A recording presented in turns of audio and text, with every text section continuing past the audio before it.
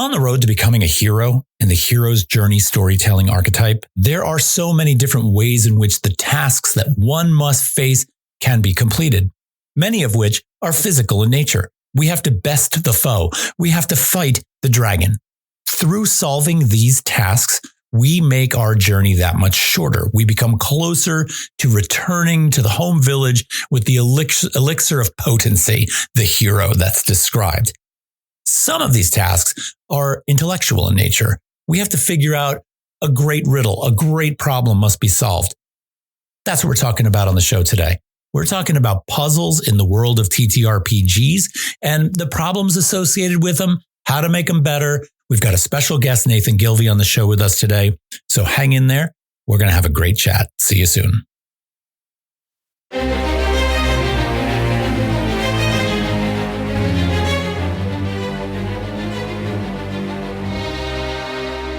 Hey everybody, welcome to iCast Guidance, your weekly Dungeons & Dragons and TTRPG podcast, where every week Rich, Garrett, and I pick up a subject around the culture of gaming and discuss it with you. So without further ado, sharpen up those daggers. We're going to get started right now. Welcome to Wither and Bloom Studios podcast, iCast Guidance, where each week we look at a game element and we try to make it a little bit better and give you ideas. Welcome. Stay. I fucking swear to God, stay.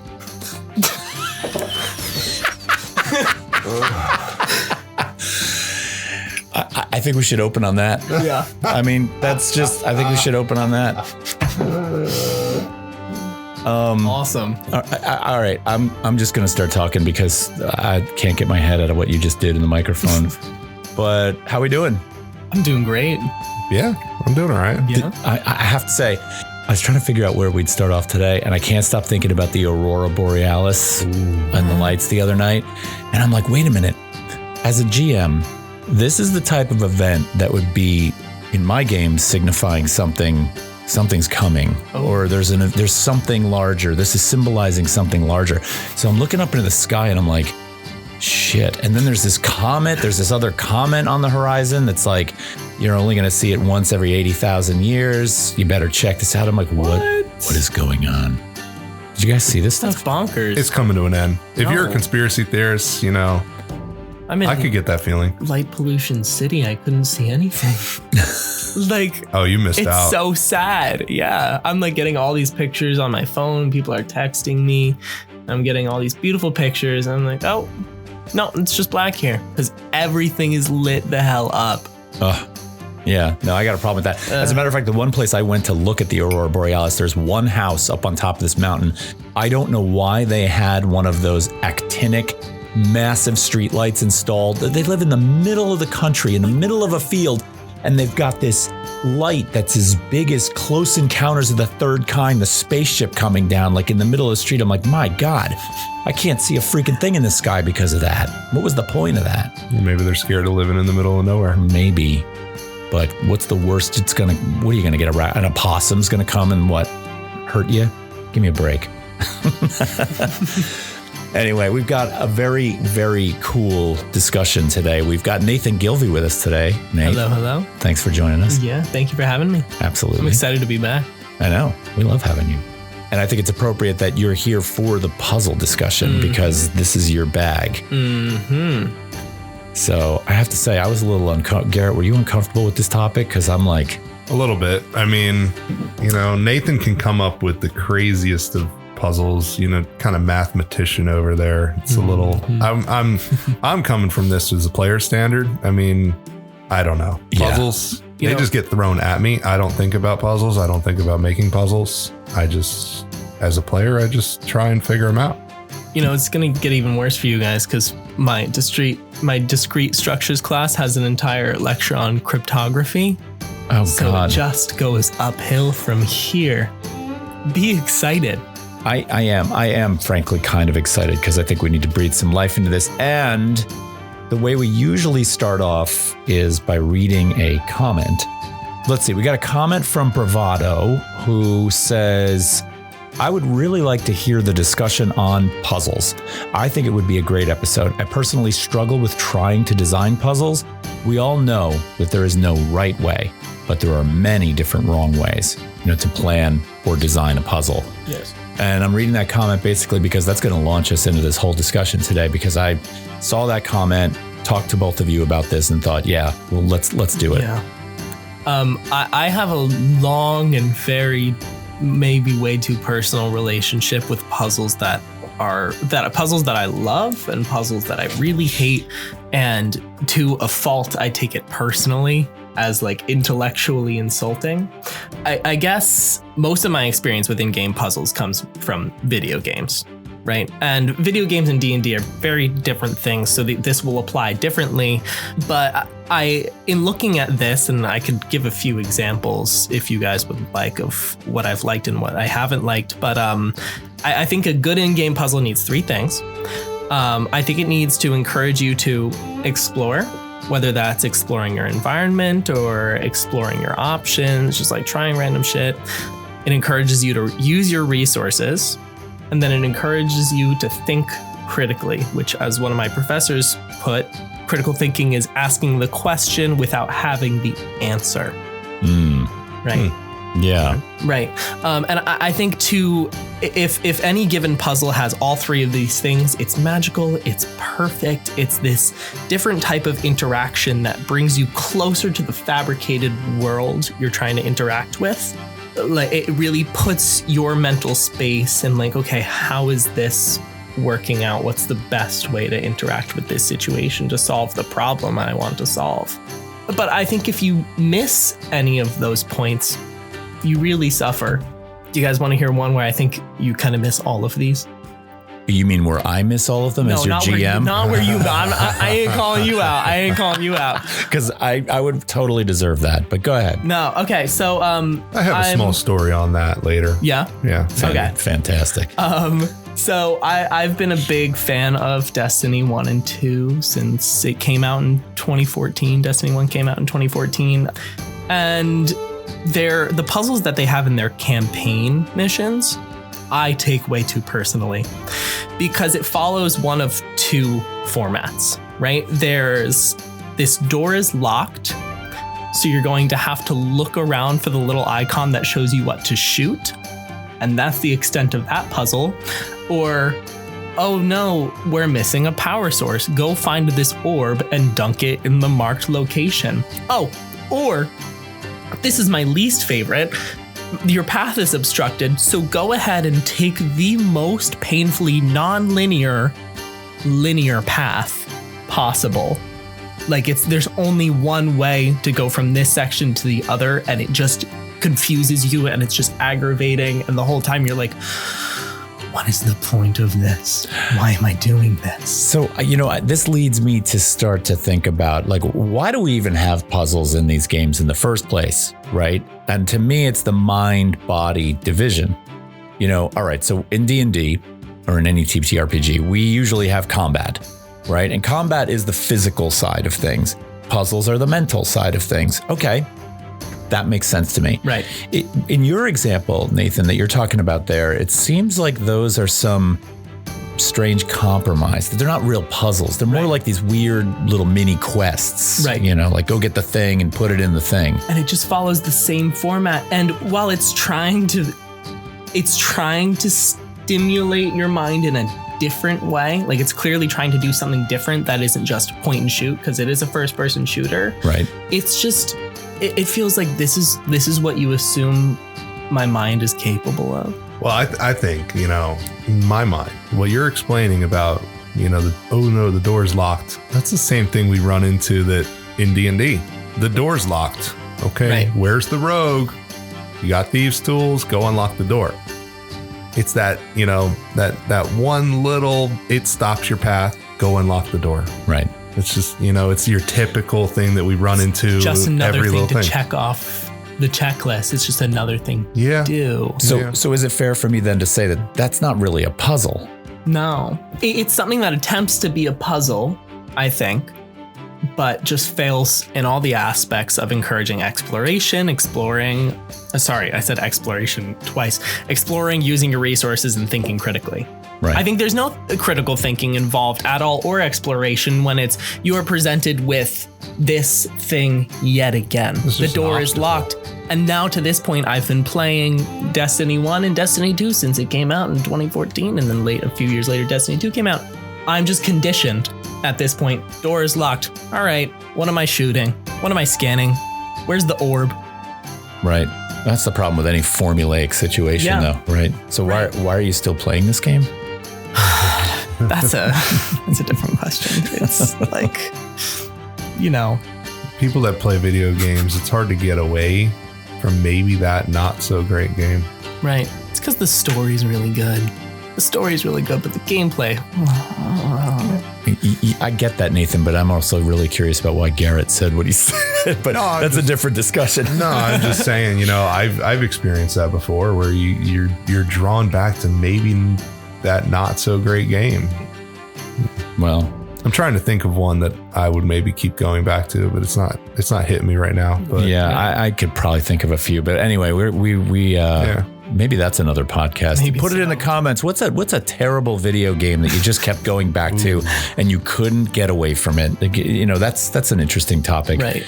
And I wouldn't say it was a terrible game, but I've been addicted to video games before. Oh, sure. So have I. Oh, yeah. Yeah. We can all say that. Yeah. I had to be peeled out of the chair after 72 hours on a few occasions. Yeah. My son just went down the rabbit hole of EVE Online. And that one, for those of you out there that know that game, forget it. But anyway, we digress. I can sort of give you the flip side, though, because I can't just hate on Destiny this whole time. All right? Listen, I promise this is going somewhere. Todd, you're looking at me like, dude, just move on. I am. I'm looking at you like, can we talk about puzzles? But go ahead. It's going somewhere. Okay. Right? So Destiny has had a few quests for like special weapons where you get this sort of cryptic starting point. And as you follow these steps, like it gets more abstract and you don't know where to go. And at some point it requires the engagement of the entire community to explore everything related or potentially related inside the game, and then take those pieces and mess around with it outside of the game. Run some numbers, mess with some things, like create some ideas. There are entire internet forums that people will discuss these things. It's really complex. It's really intellectually challenging, and it brings the entire community together for the purpose of these missions. And those are always really, really special. So what I like about that, in going back to TTRPGs with that notion right there, Garrett, you and I were talking about how the big problem with puzzles is one of the antitheses of what we talk about in this game, of saying we don't want to slow the game down. Combat, how does initiative slow the game down? Puzzles slam on the brakes in terms of your flow. Okay, but they could be fun, so let's not completely discount them yet. But Nathan, your example from Destiny is this idea that the puzzle is not a short-term, solve this puzzle to go through that door, otherwise you're not going anywhere. That's a much larger scale, long-term situation, which I think, helps to sort of embellish and enhance the flavor of the story and can be unlocked over several sessions, if not a year of campaigning. Right. That to me is a much more worthwhile pursuit. Right. Plus, as a GM, especially as a GM, you now have time to sort of roll with and be flexible with how that unfolds. Right. So I love that. And this too reminds me, this is sort of like a role-playing thing. There's this board game that I used to play with my family when I was a kid. It was some sort of like Sherlock Holmes consulting detective game. In which there would be like a number of cases, and each case would have a folder, and you're first presented with like newspaper clippings and little objects and all these little things where you would look at these things and gather information from what you're given, and then make decisions on what you're going to pursue next. And you would have an entire book to substitute maybe for what like a GM would do. An entire book that would say, okay, well, we want to go here to investigate this case further. And you could read out a scenario. And what I like about that is you're just given a starting point, and you can go, a million different ways, and you're given a resource that helps you do that. And it's all tactile. It's all right there in front of you. So this is something I think as a GM and also as a sculptor, tactility inside of one of these puzzles is critical. Plus I'm a visual thinker, right? So if you present me with a riddle, if you present me with a simple riddle, okay, it's not like I can't figure that out or I can't decipher that or I can't work my way through that. But a larger scale puzzle, if you hand me an envelope that I have to open up and inside the envelope is the riddle written down, and now I get to read that. And then that leads to another step. And in that step, I receive a cryptix, and I've got to actually grab the cryptix in my hand or a box with a key, and I've got to unlock that. Well, now all of a sudden I've got that tangible, tactile thing in my hands, and that makes the puzzle, well, number one, it makes it more interesting from the standpoint of immersion. But number two, I have the visual information in front of me that's going to help me through that in a way that's not frustrating. Right. So I get the feeling this leads to your story. Coming from a player's standpoint, if the GM is just describing visuals and you're not getting anything to go with that, like the player has found, if you're working with glyphs or any kind of pattern system or anything like that, if you're just describing it, I think if the players have found that location or the glyphs, the GM should then hand them something that this is what it looks like, because then I think it gets their mind into the puzzle more than just a theater of the mind type thing. Yeah, no, I totally agree. Yeah. So having that resource, I think it is a must. Right. And I think the wonderful thing about that is that it directly connects the minds of the players to the environment and how they want to explore it. Whereas otherwise, you're relying on somebody else to relay information about the area you're trying to inspect. There's much less freedom with how you would want to inspect and analyze that area. And also when you're latching onto another person, you're completely detached from the environment. Right? Yeah. And this is one of the things is when you read about how to make puzzles good in a TTRPG online, one of the big complaints is how do you separate it from the world of the video game? How do you make it unlike the video game? And in the video game, you do have those visuals, right? You're sitting there, you see the glyph on the wall. It's all right. So we're in Skyrim. We're trying to unlock one of these doors. We've got the 3 rotating stones. We see the 3 different forms. I know that if I walk backwards 100 feet, I probably will see those glyphs again, and I can begin to kind of like make the visual connections. Right. So in the TTRPG, if we're totally theater of the mind, then we're going to have a hard time making those connections with just verbal description. Right. For sure. Right. Speaking of glyphs, you know how I like to go back and kind of delve into the history of these things. And, you know, I started thinking about why are these puzzles in these games in the first place? Like I did talk about the mind and the body and the separation of those two things, but I really wanted to like draw a line backwards in history. And of course, the first thing that came to mind was Indiana Jones.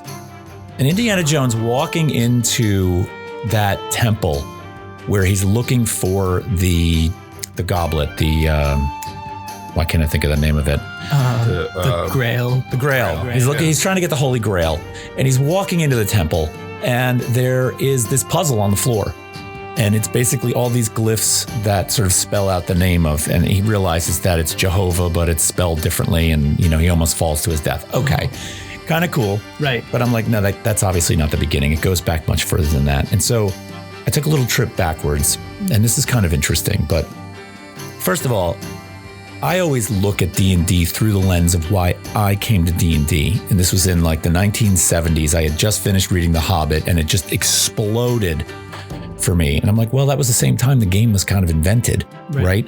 So what did we want when we entered D&D at that time? We wanted to be in Middle Earth. We wanted to go defeat Smaug, you know. So we have one of the first examples that I had read as a child of riddles in a story as a way of passing. And what do you have? Well, you've got Bilbo Baggins and you've got Gollum underneath the Misty Mountains, and they are engaging in a contest of riddles. And the rules are basically this. Gollum says, if you answer my riddles, I will let you out. I will get you out of here. I'll show you the exit. And if you don't, I'm going to eat you. And I'm like, okay, cool. There's a really early example way before Indiana Jones. And I'm like, what's the earliest version or earliest example of riddles like this in storytelling? And so you have to go all the way back to Greek mythology. And so, yeah, you have the Sphinx guarding the gates of Thebes, asking people that enter the city the riddle of what starts at breakfast. This is a really bad sort of truncated version of the riddle. This is not exactly how it went. But what starts at breakfast on 4 legs, has lunch on 2, and dinner on and walks on 3 legs. And the answer to the riddle is man, because you start out as a baby on 4 legs, you grow up to walk on 2, and then as an old man, you're on 3 with a cane, a walking stick. But the Sphinx, now let's remember what a Sphinx is. A Sphinx is a chimera that has the body of a lioness. It has wings, and it also usually has the head or upper body of a woman. Right? Well, if you didn't answer that riddle correctly, the Sphinx ate you. And I'm like, wait a minute, there's a connection to Gollum here. Okay, answer the riddle or I'm going to eat you. Right. And I'm like, all right, that makes sense. Tolkien would have read mythology and used mythology as an inspiration. So I decided to see if I can go a little bit deeper. And I'm like, okay, Sphinx translated means to strangulate, to restrict the esophagus. Well, it turns out that the Sphinx, before it ate you, did strangle you, right? That's why it has the name. A lioness, which is the body on this creature, a lioness strangles her prey before she eats it. So strangulation and Sphinx go together perfectly, right?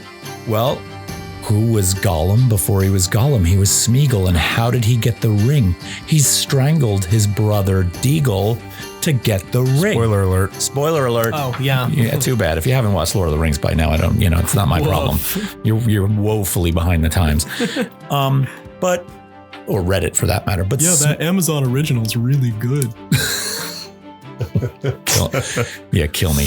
Anyway, so here you have this connection between Gollum is the Sphinx. I believe Gollum is the Sphinx, right? Gollum engages in riddles just like the Sphinx. Gollum utilized strangulation, and Gollum will eat you if you don't answer the riddle correctly. Right?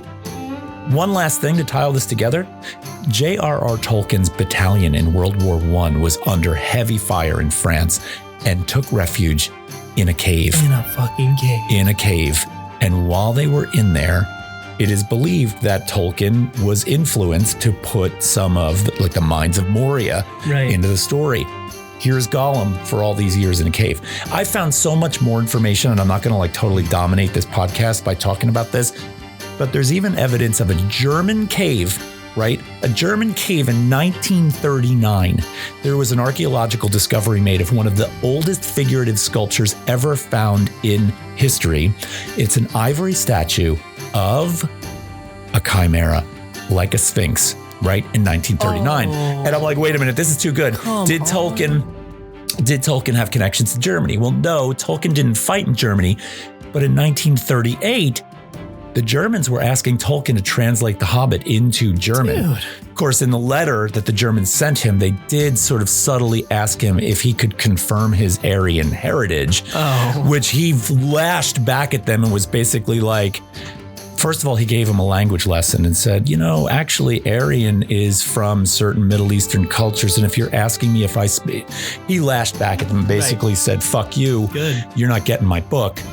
But then I realized, wait a minute, no, there is no connection necessarily to that and the Sphinx and Gollum, because The Hobbit was written in 1937. This chimera was discovered in 1939. So it doesn't seem to track really well. Right. But I do love all these connections. And that if Tolkien in the late 30s had his eye on Germany and he also was interested in caves in his stories, he probably saw this. Right. He probably read about this. Right. So there's a really interesting connection there. But what do we have ultimately in terms of our discussion? We've got the first known riddles coming into fantasy lore. Right. And here we are having this discussion. And here we are. Yeah. It's kind of interesting. Oh. That's lovely. Oh, wow. I feel like Tolkien is passing us a torch. Oh, I'd love to be so bold as to think that. Although, a lot of things tie to him. His connections to history or I should say his stories' connections to actual histories goes really quite deep. All right, so listen, we're going to take a quick break. And when we come back from the break, we're going to talk about a little bit about how puzzles fall into several categories around timing. But let's grab the break and we'll be right back. Mm-hmm. Hey, esteemed listeners. Listen, if you like what we're up to today and you like the content that we produce here at Wither and Bloom Studios and what we talk about on iCast Guidance, today's request is going to be a little bit different. Sometimes I'm trying to get you to subscribe. Sometimes I'm trying to get you to go over to Patreon and support us. Today, I think I'm going to just ask you to share the word. Tell people that we're out there. Tell people that this podcast exists. Tell people that Wither and Bloom Studios are putting together a good thing. I see comments on our channel all the time that we're underrated, and we really want to grow. We want to talk to more people. We love getting into a bigger community, and I feel like you all can help us do that. So do me a favor this week. Tell a friend we're out there. See if you can get someone to listen. It'd be greatly appreciated. All right, let's get back to the show.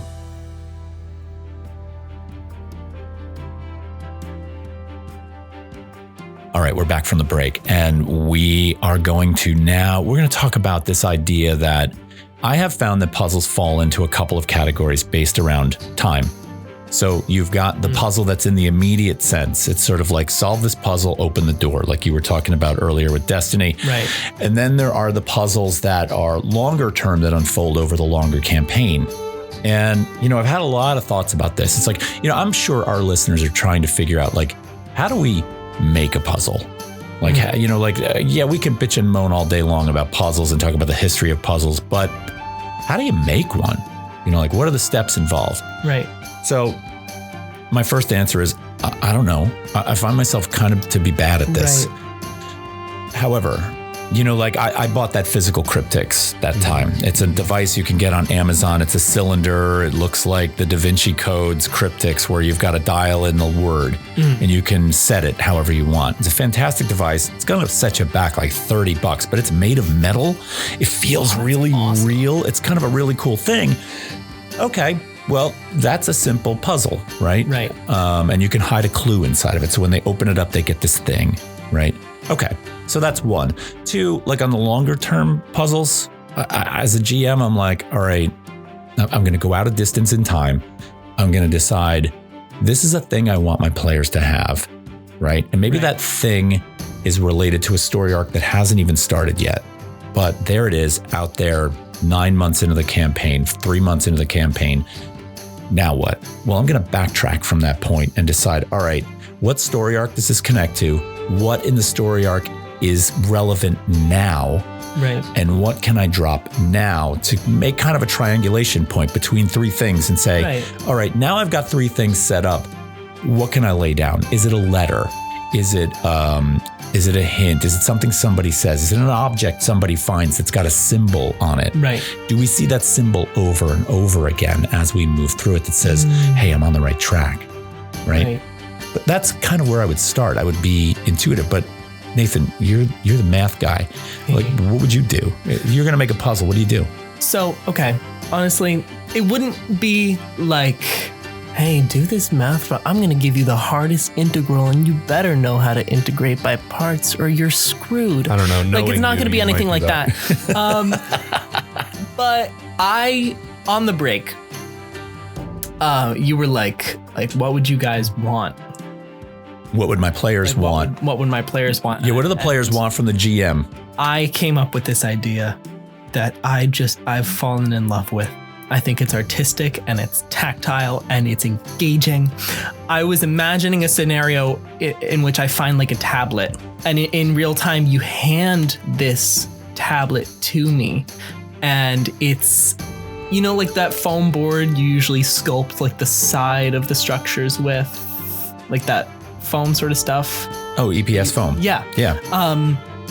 With some sort of strange runes on it. And maybe as the DM you say, this language is completely foreign to you. It's nothing you've ever seen or recognized before. But it kind of puts you nowhere. But like maybe you recognize like this symbol might mean this and this symbol might mean that. And then given those 2 seeds of information, you could go through this entire text and pick out more patterns and see how those words that you recognize connect together.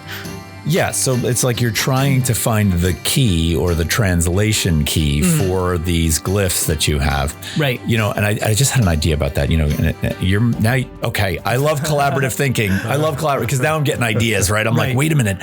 So you can go, if you have a tablet for your computer, like you like to draw in Photoshop and you've got like an Intuos tablet from Wacom and you draw. Or even if you don't, if you have a mouse, you can go into a program like Illustrator and you can make a mark that's sort of like a letter. Let's say it's like an asemic letter. Asemic just meaning it looks like a letter but doesn't really have any foundation in any real language. So you make an asemic letter and that's kind of like a glyph, right? Right. You can export that as, I believe it's an EPS file. You can bring that over to a program like a CAD program or Tinkercad or Blender or something like that. You can extrude it into a form and you can 3D print it. Right. Okay, so fine. I'm a 3D printing nerd, right? Awesome. So I'm like, wait a minute.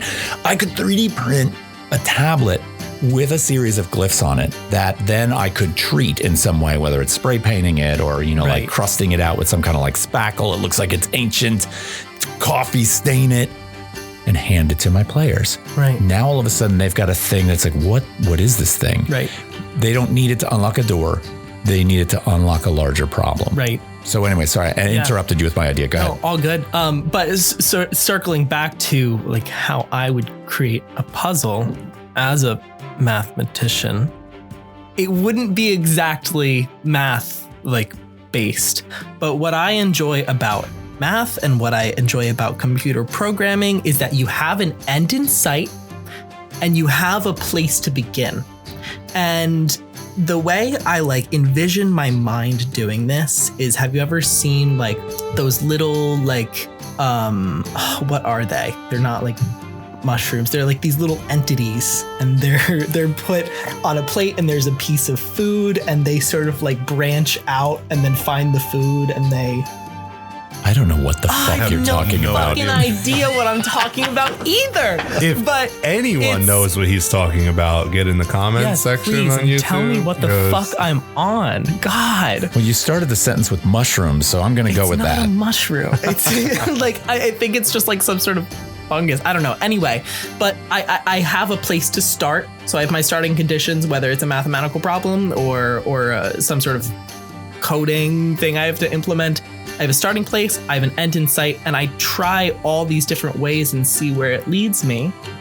What I would do is I would give my players a starting point and an end in sight and just allow them to go any which way they want. Because in a real world scenario, if you have those things, you're going to go your own way.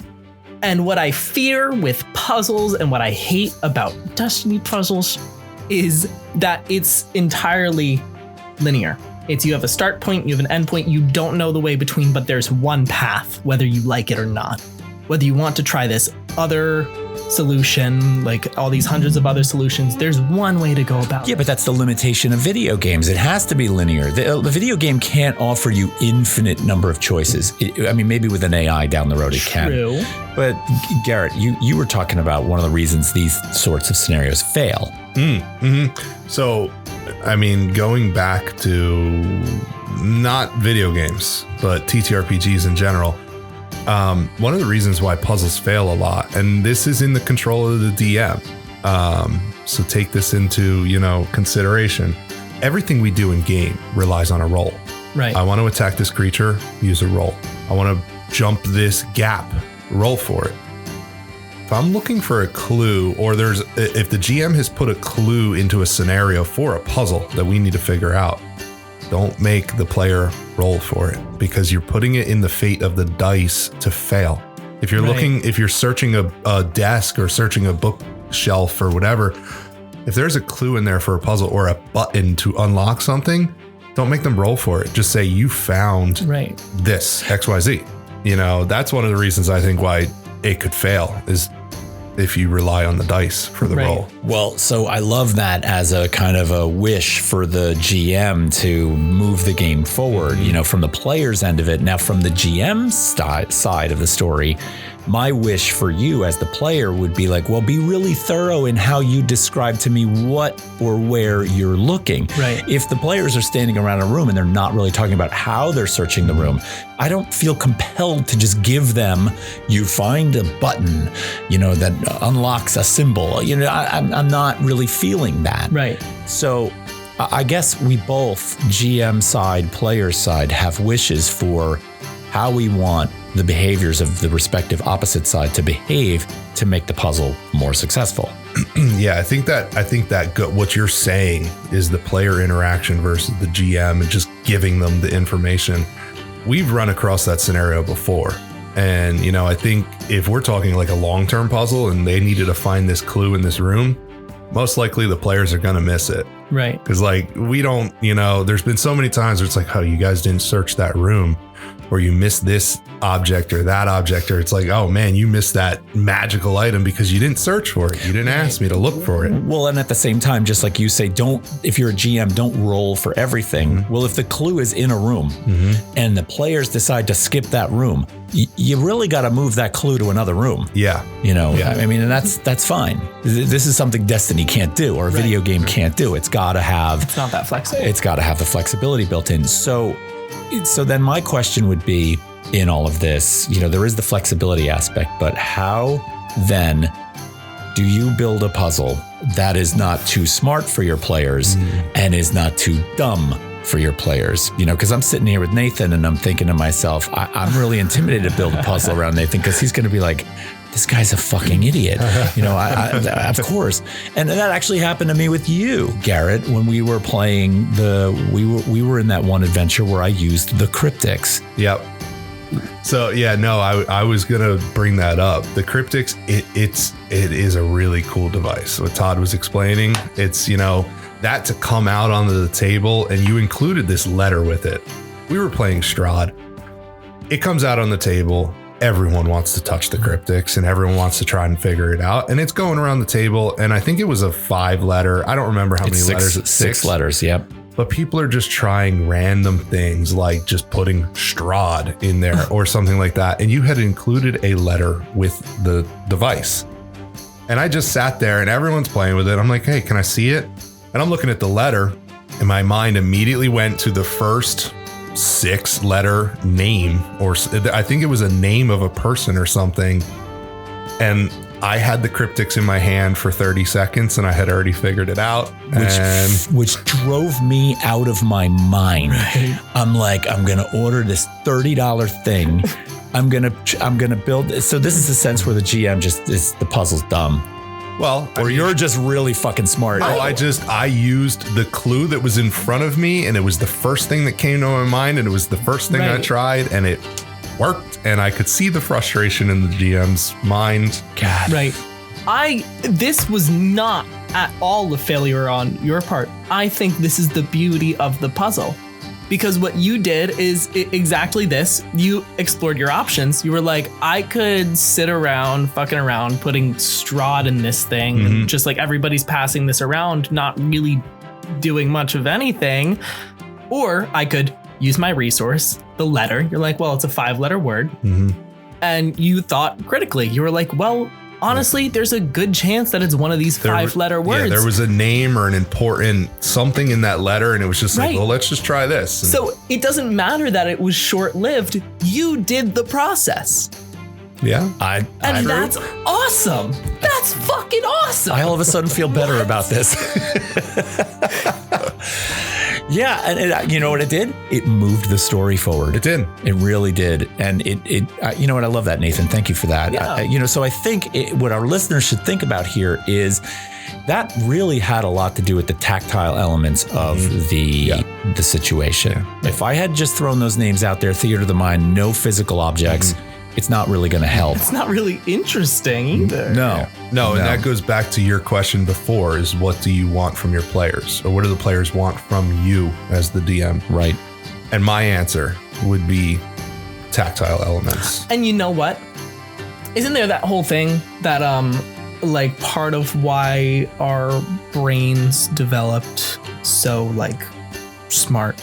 You're going Frank Wilson the hand, aren't you? Yes. Yeah. The hand. Yeah. It's the fact that we were able to tinker with things. If we're just doing thought experiment, unless you're some like crazy good philosopher and you can just hold things in mind, or like, I don't know. Yeah. Like we evolved because we used our hands. Right. So encourage that. Correct. So it's like the Rubik's Cube, right? Where when you're solving, or not even solving, let's just say you're flipping a Rubik's Cube around because you're sort of expending some nervous energy. Right. It is firing the idea centers in your brain. Right. The cryptics is similar in that it spins and has a logical connection of letters. And so that tactility and that movement of your hands is going to drive. That's a brilliant example. Feed the hands. Feed the hands. Feed the hands. I love that. Hungry. Yeah. All right, so I think we got to bring this down to session 0 and talk about what the party's or the group's expectations are for puzzles at the table. I think that's the first thing. Okay. Yeah, because I mean, your party might honestly hate puzzles or hate a certain type of puzzle. I know myself, when Todd was trying to explain that riddle from the Sphinx, my mind goes blank and I'm like, I have no idea. I'm getting eaten. Yeah, I'm not Getting really a eaten. big riddle fan either. Yeah, I mean, Because it's always like you just had to read it a different way than the way you're assuming. but some people might love riddles. Yeah, I absolutely. mean, there's definitely those people out there. Right. In which case, there's listen, if you're a GM and you ask in session 0, are we doing puzzles or are we not doing puzzles? Right. And your group really likes riddles, you've got it made. Right. Because your resources are now infinite. You can go on the internet and you can find, dozen any number of them. I have a book in my library called The Game Master's Book of Traps, Puzzles, and Dungeons by Jeff Ashworth. It's a beautiful book. It's got a lot going on in it. And look, even if you don't take the examples in here verbatim, they're good jumping off points. And it does have several pages of riddles that you can ask in here, that I think are not bad. It has a section on ciphers. It has a section on gateway puzzles, ciphers, rhymes and riddles. So there's a lot in here that you can kind of just run with. So yeah, there's resources all over the place that you can grab if that's what they're into. The larger puzzle situation, well, that's going to take some craft. I think at the end of it all, I think tactility is the key. I think giving your players physical things. I mean, at our table, I think that's king, right? We're really into this notion of the artifact. We're really into this notion of, like we staple character sheets to the ceiling when characters die. We love our miniatures. We love things. Right. So I feel like that's what you got to do if you're going to go down this road. Yeah, I want to touch it, kind of thing. When it comes to a puzzle, like I want to see it more than just in my mind. Right. Sure. I want to interact with it. Sure. And I mean, for those of you out there that are struggling with this, there's nothing like a piece of coffee stained, torn paper or a scrap of paper that has like Burn an edge of it. Or better yet, draw out a whole thing on one piece of paper, tear it into 4 parts, coffee stain it, burn the edges, and then offer one at a time over, the course of findings. Or go to Hobby Lobby. They have trinkets galore, craft items galore. They have these little like wooden chest boxes, which I was actually thinking about buying one for this Daggerheart one shot we're about to do. We're not quite one shot, but like if you put like a little chest together and you're in Hobby Lobby and you're looking at all these trinkets or these little fancy things and you want to like write a little thing on a piece of paper, like you could so make the most intriguing, interesting little chest of wonders that leads people down a goddamn rabbit hole. I hate Hobby Lobby. Yeah, you're right. But it's got cool stuff. But oh my God. Yeah. I mean, I guess, but okay. First of all, if your creativity supply stores have in the front of them when you walk in the live, laugh, love sign in every variation. Number one, I'm not going there. Number 2, I'm not going to get political. But I don't shop there, and I don't let my students shop there either. But But let's go to the core of your point, right? Because the core of your point wasn't about that store. The core of your point was about how if you find a resource that's ripe with all kinds of materials to create from, right? Then you've got it made. Right. You know what I would love for this is a flea market. I would love to go to a flea market and sift through some junk like thrift stores. Or thrift stores. Because those things are pre-aged. Now we're talking, right? Exactly. They come with a history. You can feel the history in your hand, right? They don't feel like a plastic trinket. They feel more like, oh, this has got a spirit in it. Right. You know, that's, I think, much more powerful. So we'll just steer that conversation over towards something a little more real. Thrift store. Yeah. Sorry to correct you. No, you're good. No, couldn't help myself. absolutely. I forgot that. Hobby Lobby. You want your treasure chest full of gemstones served up with a side of hate. Anyway. Not quite besides the point. Right. We went there. Don't hate us in the comments, but we went there. If you guys are out there listening to this, jump down in the comments and tell us how you create your puzzles in your games. What do you do regarding puzzles? Do you have anxiety around making puzzles or dealing with them in your game? Is it something that as a player you dread running into or that you absolutely can't wait for and your GM just doesn't do enough of them? Like, where do you stand on this topic? Let us know. We totally want to hear about that. And maybe we'll do a second version of this. I'm actually thinking that we should also turn this into a how-to video. How to make a puzzle. Ooh. With a series of steps. Right? Could do that. Watch for that. We'll see What if we all came with like a little puzzle that we made and just hand it around the table? We do a swap and then we sit. Ooh. Yeah. I love that. Go through the process. I love that. We could further explore this. Yeah. All right. Well, you definitely keep on the lookout then at iCast Guidance for Puzzles 2, the how-to version. Nathan, thanks for coming and talking to us today about this one. This was a really great chat. Thank you for having me. I enjoyed the hell out of this. Absolutely, Garrett. Good conversation. Yeah, it was a good conversation. Thanks for tearing me up on a few things. I promise as a GM to get better. All right, you guys, I'll see you soon. Take care. Take care. See ya. Later. All right, everybody. Thank you for listening to iCast Guidance. iCast Guidance is produced by Todd Lambrix, Garrett Brennan, and Rich Froman. We drop this podcast every week, and we are looking forward to having you hang out for more. Don't forget to head on over to Wither and Bloom Studios on YouTube, follow our channel, and definitely comment on what you see there. We will probably read those on this show. Thanks again for listening. We look forward to next time.